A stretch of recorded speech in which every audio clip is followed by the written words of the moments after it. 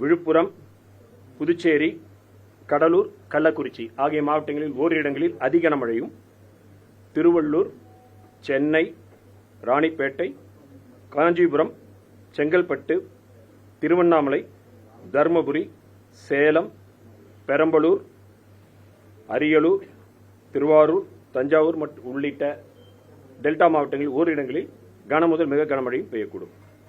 2ஆம் தேதி மேற்கு தொடர்ச்சி மலையொட்டியுள்ள நீலகிரி, கோயம்புத்தூர், ஈரோடு, திருப்பூர், திண்டுக்கல் ஆகிய மாவட்டங்களில் ஓரிரு இடங்களில் கன முதல் மிக கனமழையும், கிருஷ்ணகிரி, திருப்பத்தூர், தருமபுரி, சேலம், நாமக்கல், கரூர், திருச்சி, தேனி, மதுரை ஆகிய மாவட்டங்களில் ஓரிரு இடங்களில் கனமழைக்கும் வாய்ப்புள்ளது. பலத்த காற்றுக்கான எச்சரிக்கையை பொறுத்தவரையில் புயல் கரையை கடக்கின்ற பொழுது இன்று திருவள்ளூர் தொடங்கி மயிலாடுதுறை வரையிலான வடகடலோர மாவட்டங்களில் பலத்த காற்றான மணிக்கு 70 முதல் 80 கிலோமீட்டர் வேகத்திலும் அவ்வப்பொழுது 90 கிலோமீட்டர் வேகத்திலும் வீசக்கூடும்.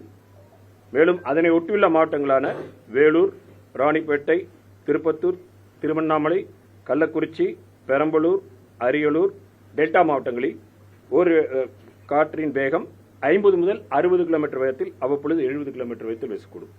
நாளை திருவள்ளூர் தொடங்கி நாகப்பட்டினம் வரையிலான வடகடலோர மாவட்டங்களில் பலத்த காற்றானது மணிக்கு 50 முதல் 60 கிலோமீட்டர் வேகத்தில் அவ்வப்பொழுது 70 கிலோமீட்டர் வேகத்தில் வீசக்கூடும். மீனவர்கள் அடுத்து வரும் 2 தினங்களுக்கு கடலுக்கு செல்ல வேண்டாம் என்று அறிவுறுத்தப்படுகிறார்கள். வடகிழக்கு பருவமழை பொறுத்தவரையில் தமிழகம், புதுவை, காரைக்கால் பகுதிகளில் பதிவான மழையின் அளவு 354 மில்லிமீட்டர். இந்த காலகட்டத்தின் இயல்பு அளவு 354 மில்லிமீட்டர்.